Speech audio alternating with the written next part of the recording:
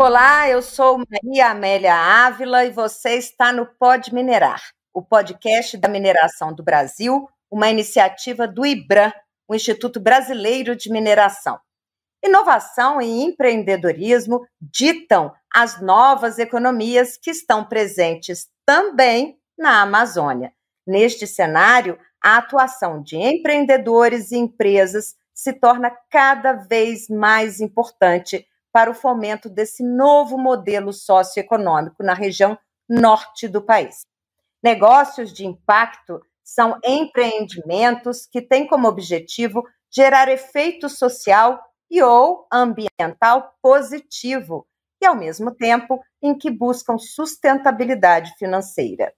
Na região amazônica, esses negócios podem ajudar a construir uma nova economia ao incentivar práticas sustentáveis e reduzir implicações ambientais e sociais de atividades econômicas tradicionais. Para falar sobre este assunto, nós convidamos Bruno Gomes, sociólogo, mestre em geopolítica e sócio da Humana. Bruno, muito obrigada por ter aceitado o nosso convite. Eu que agradeço. Olá, é um prazer estar aqui com todos vocês e participar mais uma vez desse podcast. Convidamos também as empreendedoras Izete dos Santos Costa, mais conhecida como Dona Nena, da Casa do Chocolate Filha do Combu. Dona Nena, muito obrigada por ter aceitado o nosso convite. Eu que agradeço, pelo convite de estar aqui participando, trocando experiência, e conhecimento com todos que vão participar.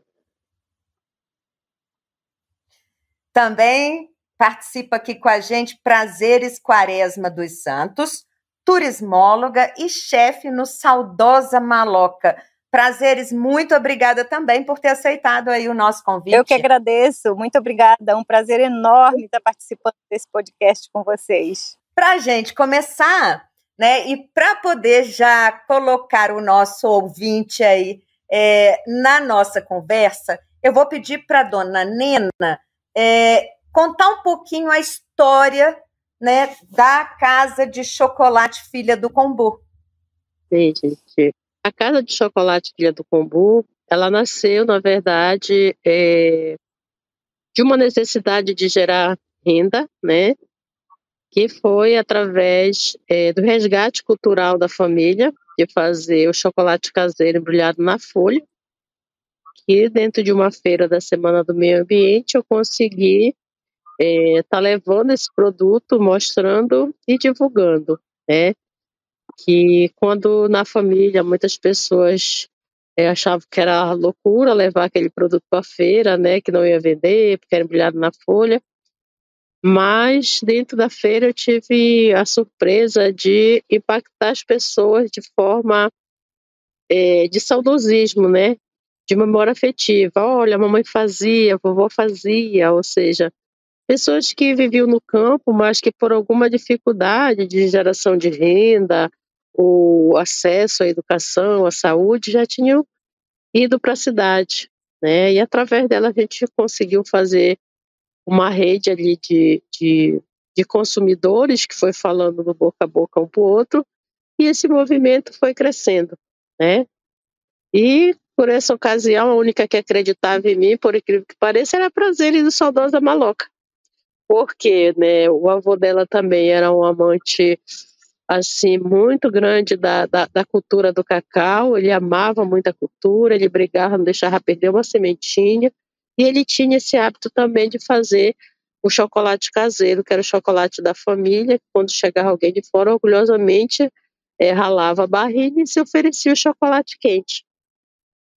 E, com esse trabalho, eu fui mostrando para as pessoas, e também com isso me motivou a levar para a feira tudo aquilo que a gente produzia em nossos quintais, a pupunha, o próprio cacau em fruto, e foi dando certo. E na busca... Oi? E Pode na falar. busca por geração de renda, eu também fazia bombons regionais. Então, o que mexeu comigo foi porque a Feira da Semana do Meio Ambiente se transformou numa feira de produtores orgânicos, a gente se organizou, fundou a feira, conquistou da prefeitura vários sábados, né, para a gente estar atuando, e eu levava bombons regionais, mas eu fazia um chocolate puro, mas na hora do meu bombons eu ia no mercado e comprava cobertura. Então aquilo me incomodou muito, né? E com isso eu conversando com a Prazeres, eu tinha vontade de fazer o meu bombons com o meu próprio chocolate. E a própria Prazeres, como já era chefe de cozinha, ela tinha uma rede de conhecimento com chefes, né? E entre esses chefes estava o chefe de cozinha Tiago Castanho, que ela me apresentou ele para que ele viesse refinar o meu cacau. E ele veio em casa para fazer isso, mas quando ele se deparou da forma que a gente fazia, que nós fazíamos no pilão, na verdade, mas por intervenção de vigilância na feira, eu tive que criar outros mecanismos, né, para melhorar a produção desse chocolate. Então, nessa busca, eu queimei alguns liquidificadores até que eu cheguei no moinho manual. E no moinho manual. Que ótimo, dona Nena! Essa história é maravilhosa. E eu cheguei no moinho manual, que era moinhos que a gente tinha em casa, que moía arroz para fazer mingau na época, moía milho para dar para os pintinhos quando não tinha milho, né, quebrado. Então, eu experimentei nele, deu certo, e deu tão certo que eu não precisei colocar o açúcar, que quando nós fazíamos no pilão, nós adicionávamos açúcar. E no moinho eu consegui uma barra 100%. E o Thiago ficou encantado quando ele viu, né, como ficava, daquela forma, o nosso chocolate. E ele levou para fazer alguns testes, né, na Embrapa, em algum estudo de pesquisa de alimento. E quando ele voltou, que eu achava que ele ia trazer a receita pronta, ele falou que não era para me mudar meu chocolate. Olha, acabou, não muda teu chocolate. Fica como tá, tu tá com produto de qualidade, diferente na mão. Então, assim, eu fiquei na época chateada com ele, porque eu queria refinar o meu cacau. Mas, a partir daí, né, ele começou a levar para o restaurante dele, começou a criar receitas e também vender, divulgar o nosso produto. E as pessoas que chegavam no restaurante dele, que se deparavam com aquela barra embrulhada na folha, ficavam muito curiosas. Queriam saber onde produzia, onde era. Então ele indicava e o restaurante dele começou a ser uma vitrine para a gente. As pessoas que chegavam lá, geralmente chegavam até em casa e queriam conhecer, a gente levava para conhecer, levava na floresta, mostrava como moía o cacau e as pessoas ficavam encantadas, batiam foto e jogavam nas redes sociais. Então essa rede de cliente foi aumentando, as pessoas se interessando, e a gente em casa começou a criar roteiro turístico, né, das pessoas chegarem, né, visitarem, a gente oferecia um café, né, e a gente acabou criando roteiros, até que um dia chegou pessoas em casa, 5h30 da manhã, 6 horas, que é o pessoal que faz aqui, tem um roteiro turístico aqui, que é a Revoada dos Pássaros. As pessoas descem de madrugada no Ver-o-Peso, vê a subida do Açaí, e depois elas atravessam para a Ilha do Papagaio e ficam até de manhãzinha para ver a Revoada dos Pássaros. E quando eu via, essas pessoas chegavam, né, querendo tomar café da manhã em casa. E nós não vendíamos café da manhã, era só a nossa casa mesmo. A gente falava, ó, não tem, mas se você quiser um café preto, uma pupunha, um ovo frito, a gente faz. A gente quer. Então a gente fazia na hora, servia na sala de casa. E o pessoal batia a foto e jogava nas redes sociais. Então esse movimento foi crescendo e a gente teve que começar a se preocupar. Primeiro com a produção, né? Que as pessoas estavam vindo e a nossa produção de cacau, ela não é uma produção, não é uma fazenda convencional de cacau. É um cacau nativo que interage com a floresta e com outras culturas, né? Então, ele não é como se diz, uma grande produção, é uma pequena produção. E a gente começou a se preocupar com isso, então fizemos um plano de manejo. Um plano de manejo a gente foi para o PASA, para poder fazer, para aumentar a produção. E com esse plano nós fomos para o BASA pedir dinheiro para fazer, né? Que nós não tínhamos. Ô, dona Nena, eu vou fazer o seguinte, falando sobre a questão da preocupação da floresta, do manejo e tudo, a gente vai conversar daqui a pouquinho. eu vou pedir para Prazeres agora para ela falar um pouquinho sobre o negócio dela.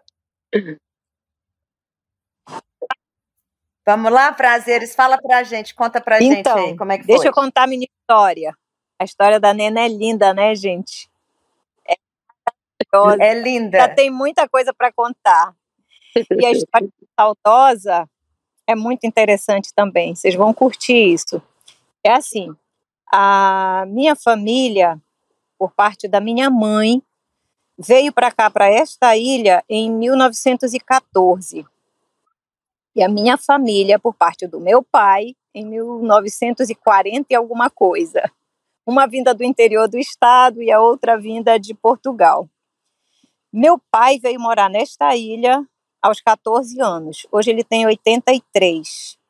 Então, minha mãe nasceu aqui, eu nasci aqui. A gente tem realmente uma história com a ilha.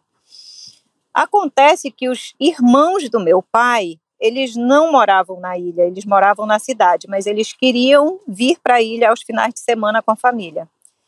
E esses tios eram extremamente populares. E quando eles vinham, os amigos também vinham. Então foi gerando um movimento parecido com essa história da Nena, que as pessoas iam lá tomar um café. Aqui eles vinham para almoçar e tomar uma cerveja, tomar uma caipirinha. E isso foi realmente tomando uma proporção que nós já não conseguíamos mais acolher todas essas pessoas em casa. Até que um dia o meu pai e o meu tio resolveram então fazer um espaço separado da casa para receber essas pessoas. E que nome que se dá a esse espaço? Aí foi os irmãos discutir isso tudo. Então era um espaço muito rústico, muito que interagia com a floresta, porque é todo de madeira, coberto de palha, uma estrutura rústica mesmo. E aí um dos tios, inspirado, disse assim, vai se chamar Saudosa Maloca, em homenagem a Adoniran Barbosa, porque ele era muito fã de Adoniran Barbosa. E todos acolheram a ideia, e o nome ficou Saudosa Maloca. Isso foi em 22 de junho de 1982. Então, desde então, o Saudosa Maloca está aí contando sua história. Em princípio, quando nós abrimos a nossa casa, nós servíamos um cardápio restrito. Era aquilo que a gente consumia no final de semana com os amigos. Então, era um caranguejo ao toque-toque, com uma farofinha e um vinagrete. Era um peixinho frito, e que na época nós comprávamos esses peixes dos pescadores aqui mesmo, que pescavam aqui na frente da nossa casa. Era o açaí, o suco de cacau, as coisas que nós tirávamos do sítio também nós aproveitávamos para vender aqui no restaurante. Isso foi tomando assim uma proporção, as pessoas foram conhecendo, porque não tinha, as pessoas saíam para passear de lancha, mas não tinha nada nessas ilhas que servisse como um ponto de apoio. Famílias para passear de lancha, e nas lanchas, eram lanchas que não eram tão modernas quanto as que existem hoje, então eles não tinham um banheiro, eles não tinham como levar os alimentos, e aí levavam crianças. Então eu diria que foi uma jogada inteligente deles naquela época. E a nossa casa passou a servir de ponto de apoio para essas pessoas. Então eles iam passear de lancha e paravam para almoçar e depois iam passear de lancha novamente. Então isso foi gerando realmente um movimento interessante, passamos a receber muitas pessoas, fomos aumentando o nosso cardápio de acordo com a necessidade desses clientes. Eles é que traziam para a gente aquilo que eles precisavam, ia providenciando, até que chegamos hoje, 2023. Então, passamos a nos preocupar com algumas coisas que antigamente não era, digamos assim, não tinha essa preocupação. Então, a nossa ilha não tem... Vocês vão vir conhecer, quem está nos ouvindo está convidadíssimo a vir nos conhecer e ver que maravilha que é a nossa ilha. Mas nós aqui também tínhamos e ainda temos algumas dificuldades. Então, aqui Sobre isso eu vou até perguntar para o Bruno, né? Colocar o Bruno na nossa conversa também, né? Prazeres. Como é que a Humana ela atua na solução na área de sustentabilidade, desenvolvimento territorial, né? Centrado em pessoas e comunidades, tanto para poder entender os contextos urbanos quanto os rurais e amazônicos. Bruno, conta um pouquinho para a gente aí como é que vocês ajudam, né, empreendedores, como a Dona Nena, como a Prazeres, como é que é esse trabalho de vocês? Não, legal, obrigado, Maria Amélia. Estou ouvindo aqui a Dona Nena e a Prazeres, estou encantado com as histórias. Bem, a Humana, ela é uma empresa, a gente fica em São Paulo, mas a gente atua em todo o território nacional. E o nosso papel, né, nós somos uma equipe multidisciplinar, sociólogos, historiadores, economistas. O nosso papel é trabalhar pelo desenvolvimento territorial. Então, nos municípios, nos territórios da Amazônia, que a gente já trabalhou, eu comentava com vocês aqui, antes da gente começar, na região de Santarém, na região de Barcarena, ali no sudeste do Pará também, em alguns outros estados, a gente vai até os territórios, né, com algum ator local comunitário, ou o setor público local, ou alguma empresa que está presente naquele território, nos chama, nos convida, e a gente tenta entender quais são as potencialidades do território, entender o que está ali naquele território, as riquezas que aquele território tem. Como eu comentei, a Amazônia é tão rica em culturas, em recursos naturais, em histórias, essas histórias incríveis que a gente ouve. Então, quais são as potencialidades econômicas? Quais são as cadeias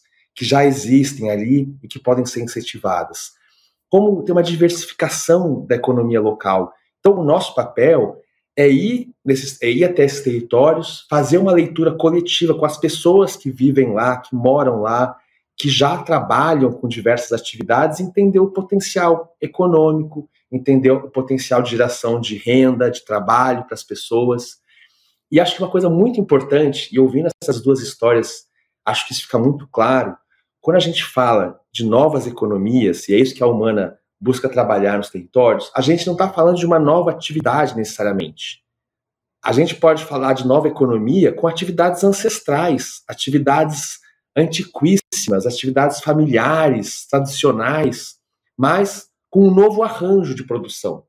Então, a Dona Nena estava contando a história do chocolate, do cacau, é uma atividade que está presente na família, na região há muitos anos, décadas, séculos talvez, mas que não tinha um arranjo produtivo para se tornar uma oportunidade de geração de renda, um novo negócio.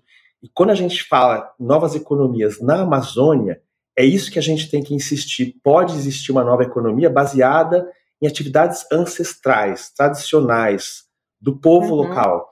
E isso, com novos arranjos produtivos, fazer com que essas atividades ancestrais se tornem sustentáveis e gerem grandes oportunidades para muitas pessoas da região. E como é que vocês fazem para poder ajudar a superar todas as dificuldades estruturais da região, Bruno? Então, eu acho que aí é justamente, depois desse primeiro processo de uma leitura da realidade, de uma leitura coletiva com os atores locais sobre essas potencialidades, essas cadeias, é entender os gargalos, os desafios. E aí puxar outros atores que podem apoiar no enfrentamento a esses desafios. Então, o que o poder público local pode fazer do ponto de vista de incentivo, de política pública? O que os empreendedores, as grandes empresas ou outros investidores que estão ali podem fazer pelo pequeno produtor, pelo pequeno empreendedor? Como conectar mercados a essa produção? Né? A Dona Nena estava contando de como o chefe Thiago Castanho permitiu que o chocolate fosse levado para um mercado novo para essa produção. Isso é interessante. A Prazeres estava contando como outras atividades foram se agregando a uma atividade inicial de oferta de gastronomia, com passeios, com outras ofertas de turismo. Então, buscar essas conexões, entender quais atores podem contribuir para esse processo para construir, desenhar esse novo arranjo produtivo baseado em atividades que já estavam ali presentes e que fazem sentido para as pessoas exercerem. Prazeres, eu vou voltar contigo, porque você estava falando sobre a questão do negócio, né? E como é que vocês, e dessa questão da preocupação com a preservação da própria Amazônia, né? Como é que vocês utilizam os recursos de forma responsável e como é que vocês tentam manter, né, a floresta, tudo que ela dá para vocês tirarem dela e colocar para as outras pessoas, né? Como é que é isso? Perfeito. Eu ia exatamente começar a falar sobre essa questão. Assim, nós temos algumas peculiaridades na nossa ilha, a geografia da nossa ilha, ela é muito diferente. Então, assim, você só chega aqui de barco, de canoa ou nadando. Não tem outra forma de chegar. E quando você...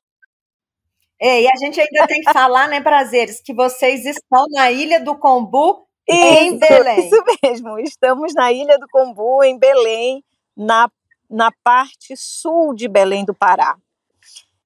Estamos em frente à Universidade Federal do Pará, uma localização assim privilegiadíssima. Então é assim, quando eu disse para vocês que o negócio foi tomando corpo e que nós precisávamos nos preocupar com essa questão ambiental, era isso que eu ia começar a abordar. Então, quando você é pequeno, você produz uma quantidade de resíduo e você consegue tratar isso, conseguia, né, tratar isso por aqui mesmo, pela ilha. As garrafas, se vocês observarem, antigamente, tudo era retornável, era vidro e era retornável. Hoje, quase tudo é descartável. E nós também começamos, o público começou a aumentar, então você começou também a produzir uma quantidade de resíduos orgânicos, e que para nós, em algum momento, não era problema. Nós criávamos porcos, nós criávamos galinhas, patos, perus. E isso também nós acabávamos, de uma certa maneira, usando no restaurante tudo isso.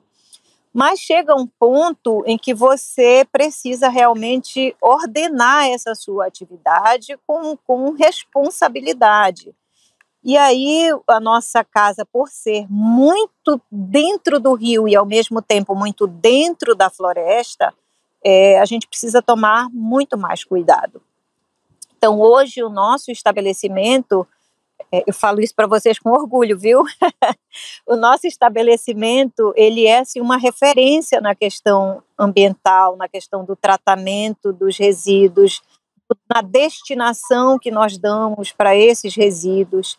Então, para vocês terem uma ideia, a nossa preocupação ela vai desde o canudo de papel, que é servido no drink, até no tratamento que você dá para digamos assim, para os restos do peixe ou para os restos do frango.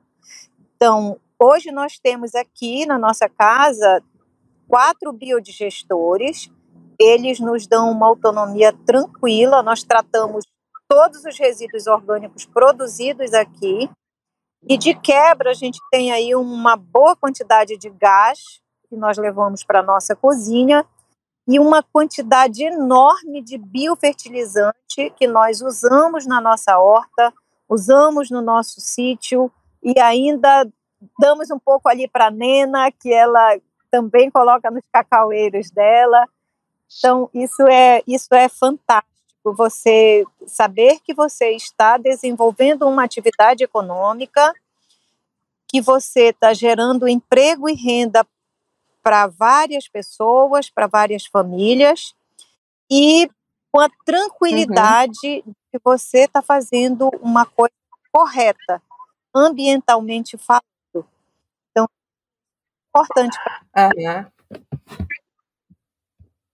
Agora, dona Nena, e a senhora, como é que é essa relação, né, de sustentabilidade aí da Casa do Chocolate? Nós também trabalhamos essa questão.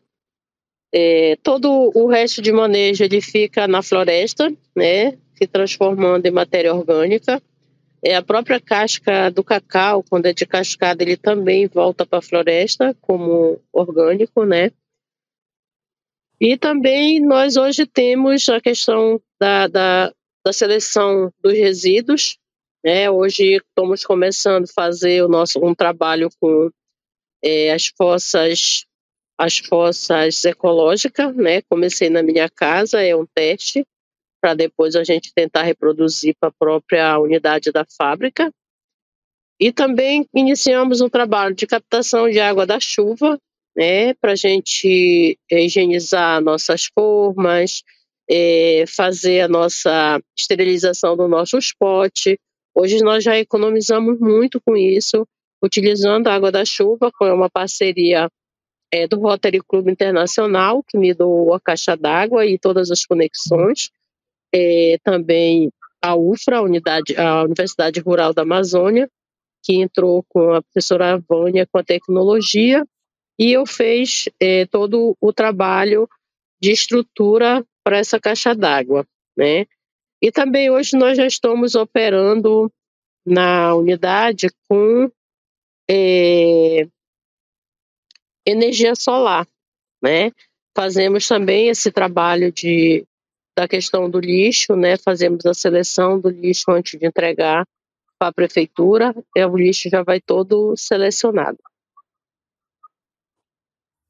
Muito legal. Ô Bruno, e como é que a mineração sustentável ela pode contribuir ainda mais para o empreendedorismo da região amazônica? Então, a mineração ela tem uma presença muito antiga na Amazônia. Ela tem uma presença que já teve uma série de consequências positivas, teve seus impactos também, mas uma coisa que a gente tem que olhar, e a mineração que se propõe a contribuir para o desenvolvimento local, ela está muito próxima dessas cadeias. Então a gente tem projetos minerários inseridos em unidades de conservação de uso sustentável, tem projetos de mineração próximo a comunidades tradicionais, tudo isso existe no Pará, existe na Amazônia, e a mineração se propõe a isso, se propõe a contribuir com essa diversificação econômica, com o fortalecimento dessas cadeias.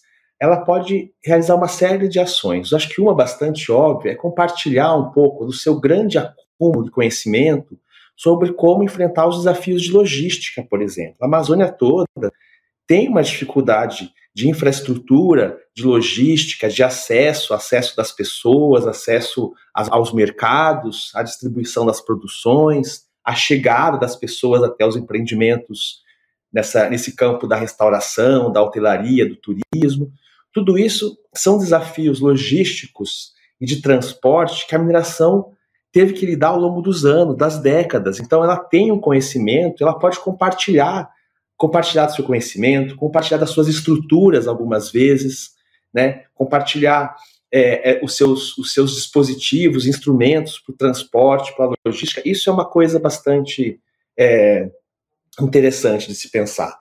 Tem também essa proximidade, essa vizinhança, né? De que forma a mineração ali muito próxima dessas cadeias pode fazer um trabalho de incentivo, de promoção, de divulgação, investir mesmo, tanto através das compensações, tanto através das compensações no âmbito do licenciamento, né, daquelas obrigações e condicionantes podem ser direcionadas para isso, quanto o investimento voluntário, né, fazer uma leitura do território em que o empreendimento minerário está inserido e entender, existem essas cadeias, existem esses empreendimentos, essas atividades econômicas que podem ser incentivadas.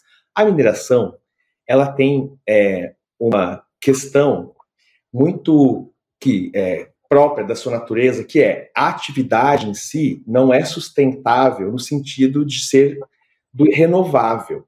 Ela, por definição, é uma atividade finita, ela vai terminar, um dia que aquele recurso mineral terminar, ela acaba naquele lugar.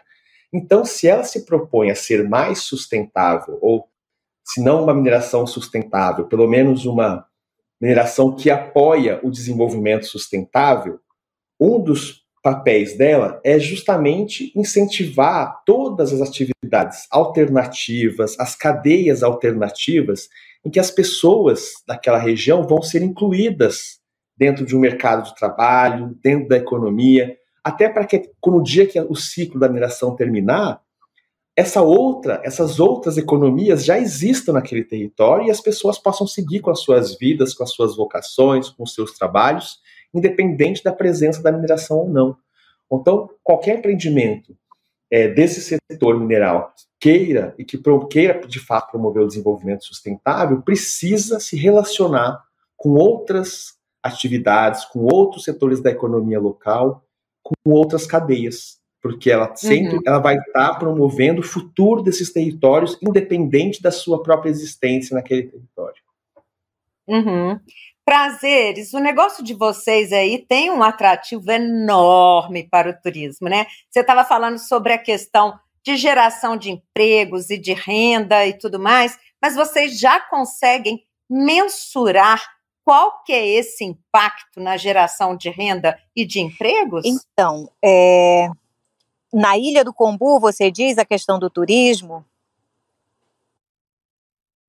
Exatamente, nessa região de vocês, na região amazônica, vocês conseguem mensurar isso? Eu posso dizer para você que até 10 anos atrás, a Ilha do Combu, a primeira fonte de renda dela era o extrativismo.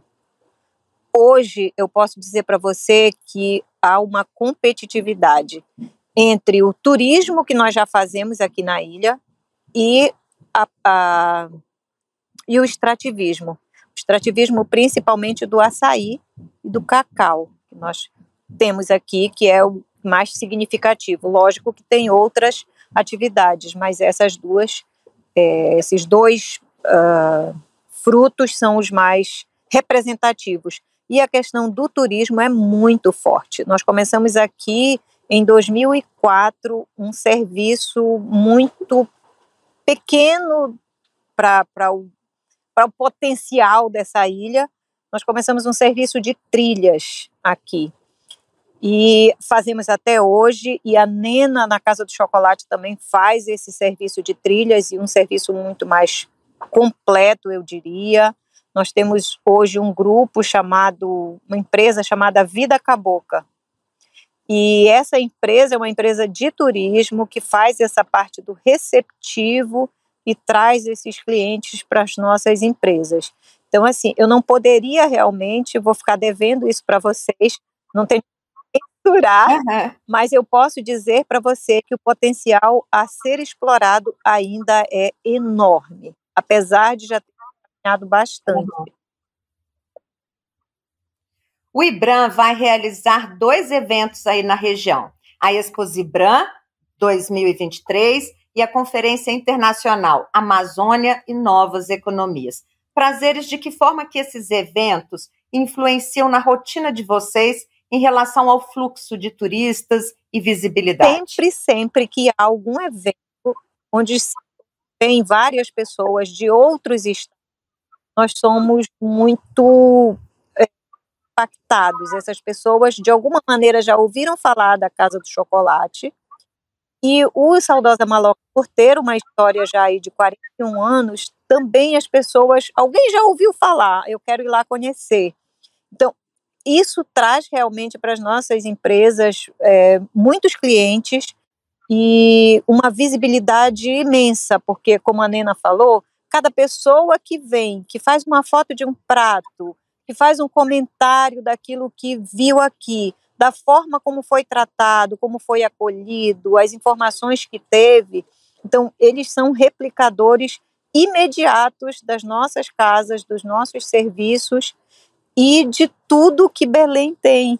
Então, trazer esses eventos para cá, para a nossa cidade, é maravilhoso, é fantástico. Isso é muito legal. Bruno, a Conferência Internacional Amazônia e Novas Economias vai promover um grande debate sobre oportunidades possíveis aí, né, entre o setor mineral e as novas economias, como você estava falando há pouco. Como você acredita que o evento pode contribuir para o desenvolvimento da região?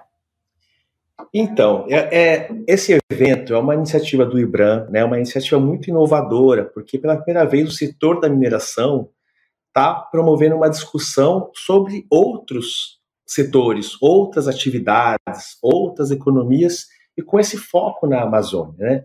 Então, é uma iniciativa que busca não só trazer uma discussão, né, gerar conhecimento sobre essas novas economias, sobre essas atividades, como elas se conectam com as populações tradicionais, com as tradições que existem na Amazônia, quais são os potenciais, né, para elas ganharem mais escala, para elas terem arranjos mais sustentáveis. Então, tem toda uma discussão sobre esse tema e a geração de conhecimento sobre quais são essas riquezas, os desafios que existem hoje para essas cadeias e essas atividades se desenvolverem cada vez mais e incluírem cada vez mais pessoas nesse processo de desenvolvimento econômico, mas há também a perspectiva de se criar conexões, de você aproximar pessoas que têm soluções de pessoas que têm riquezas nas mãos não totalmente aproveitadas. Então, a ideia é trazer o setor da mineração com as suas possíveis contribuições, mas também outros setores,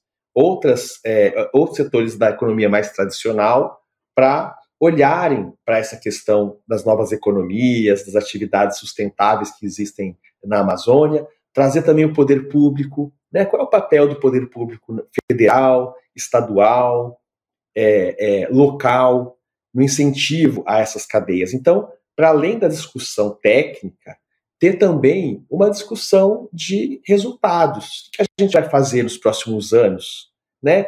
A gente, tanto a dona Nena quanto a Prazer, estavam falando todos os esforços para que essa atividade continue sendo sustentável, a gestão dos resíduos, a floresta em pé, ela só vai acontecer se a gente tiver soluções para que as pessoas que vivem nela possam ter as suas atividades, ter o seu trabalho, ter o seu bem-estar, as suas condições de vida. Então, nos próximos anos, todos os atores, né, presentes na Amazônia, público, privado, têm que olhar para isso. Tem que olhar para as atividades que estão criando as oportunidades para que as pessoas que vivem na Amazônia, nas cidades, na floresta, na zona rural, que elas possam viver das suas atividades sem ter uma atividade ou uma atuação predatória. Então, a conferência vem para isso, para reunir especialistas, com técnicos, acadêmicos, com empreendedores que estão lá na linha de frente, atuando, empreendendo, enfrentando os desafios com seus negócios, trazer quem pensa as políticas públicas para isso, e que saia disso conhecimento, mas também ações. Também tem um aspecto político dessa conferência, que é propor soluções e trazer cada um para suas responsabilidades. O setor público, como é que ele vai atuar para dar esse apoio que essas novas economias precisam? O setor privado, como que você vai atuar para favorecer, privilegiar produções locais, empreendedores que fazem esse esforço da sustentabilidade, de uma atividade limpa, de uma atividade que não gera resíduos? Como que a gente privilegia isso, cria mercado para isso? Então, é uma conferência que se quer também ter resultados muito concretos, desdobramentos concretos das relações que vão se criar a partir da conferência. Existe uma iniciativa que é uma concertação pela Amazônia. Como é que ela contribui para fomentar a economia local, promover a inovação e o empreendedorismo, com o compromisso de preservar a floresta em pé, protegendo os povos originários, garantindo sustento e até mesmo um futuro mais sustentável para essa região, Bruno? Então, essa iniciativa, uma concertação pela Amazônia, ela se constitui em uma rede de atores, né? Foi uma iniciativa lançada já há alguns anos. Então, nós temos ali organizações não governamentais, empresas, lideranças, academia, uma série de atores, né? Uma grande rede mesmo de atores que estão na Amazônia, alguns atores que estão em outros estados, mas que olham o trabalho com a questão do desenvolvimento da Amazônia e com a questão ambiental e socioambiental na Amazônia. E essa iniciativa, essa rede, ela trabalha de várias formas, né? Então, por um lado, nós temos os grupos de trabalho sobre bioeconomia na Amazônia, que envolve tanto os empreendedores ligados à bioeconomia quanto organizações de apoio, empresas, diversos atores ligados a esse tema.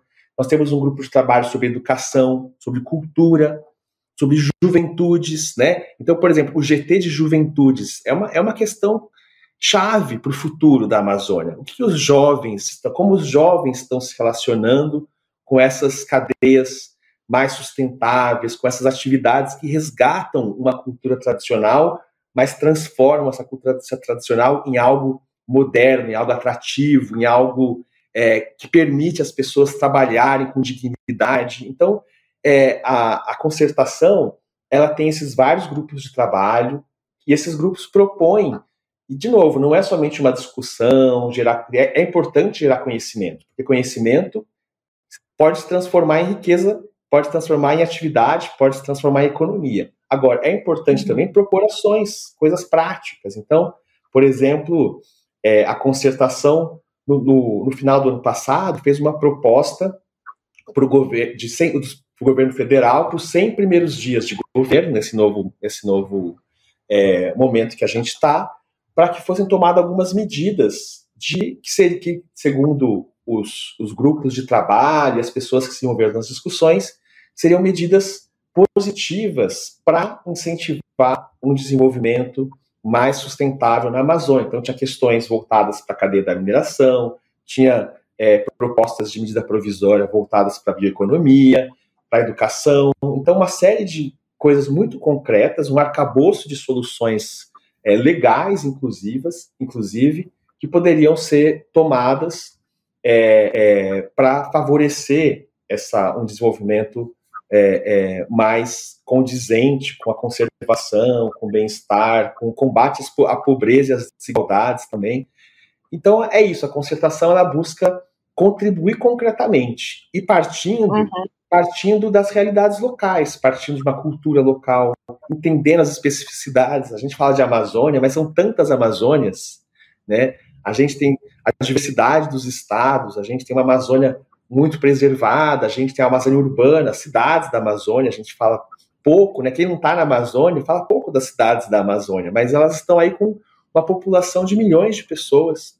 Quais são as soluções específicas urbanas da Amazônia, né? Partindo, de novo, da cultura local, dos atores locais, mas com contribuições concretas, sejam elas do ponto de vista de um marco normativo, né, de uma proposta de marco legal, seja na identificação de boas práticas, de transferência de tecnologia, esse tipo de ação.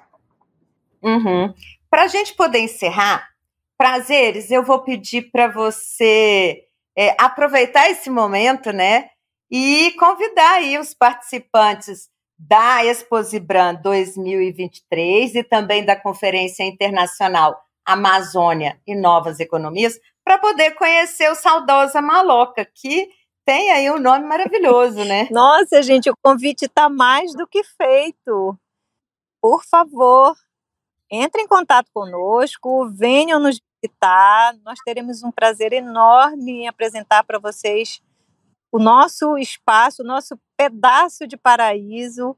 Vocês vão ficar muito encantados com tudo que vocês vão ver por aqui. Para nós será um imenso prazer cozinhar para vocês e apresentar essa floresta linda. Vocês vão entrar em contato com uma floresta muito bem cuidada. E o nosso colega que falou agora há pouco, falou dessa... O Bruno. Desculpa, Bruno. O Bruno que falou agora há pouco, falou dessa questão de manter essa floresta preservada, essa floresta, foi extremamente pertinente seu comentário. Realmente as pessoas só vão manter essa floresta preservada se eles tiverem fontes de renda que lhes permitam não desmatar a floresta. Nós já descobrimos isso, já faz muito tempo que nós descobrimos isso, então é muito inteligente você manter a floresta em pé. É muito inteligente e é muito saudável e a população mundial agradece. Eu vou pedir para a dona Nena também fazer um convite, né, para poder que as pessoas que vão participar aí dos dois eventos possam conhecer a Casa do Chocolate Filho do Kombu. E assim, né, é um prazer que as pessoas venham nos conhecer. Nós temos vários roteiros, né, para conhecer o nosso trabalho. Nós temos o Chocolate do Kombu, que fala da história da Dona Nena, oferece um lanche todo feito à base de cacau e chocolate, né? É bem didático, a gente fala toda a cadeia produtiva do cacau. Vem nos visitar e aprender um pouco mais sobre a nossa região, ver como é linda, e também sobre a cacauicultura aqui no Pará. Que vontade de visitar vocês. Muito obrigada pela participação. Eu vou agradecer aqui o Bruno Gomes, sociólogo, mestre em geopolítica e sócio da Humana. Bruno, muito obrigada por ter participado aqui do Pode Minerar. Eu que agradeço mais uma vez pelo convite. Foi um prazer conhecer as histórias da Dona Nena e da Prazeres. E contem comigo em agosto, quando a conferência acontecer. Vou dar uma passadinha lá no Kombu para conhecer o trabalho de vocês. Muito obrigado, pessoal. Também vou agradecer a participação da Isete dos Santos Costa, Dona Nena, que é da Casa do Chocolate Filha do Kombu. Dona Nena, muito obrigada pela sua participação aqui e parabéns pelo trabalho. Disponha. Agradecer também Prazeres Quaresma dos Santos, turismóloga e chefe no Saudosa Maloca. Muito obrigada pela sua participação, Prazeres. Eu agradeço imensamente o convite. Obrigada. O Pode Minerar é o podcast idealizado pelo IBRAM. Está disponível para você por aqui semanalmente. Para não perder os próximos episódios, siga o podcast no seu agregador de áudio favorito. Para saber mais sobre a mineração do Brasil e o trabalho do IBRAM, acesse www.ibram.org.br e não deixe de nos acompanhar por aqui semanalmente. Um abraço e até o próximo episódio.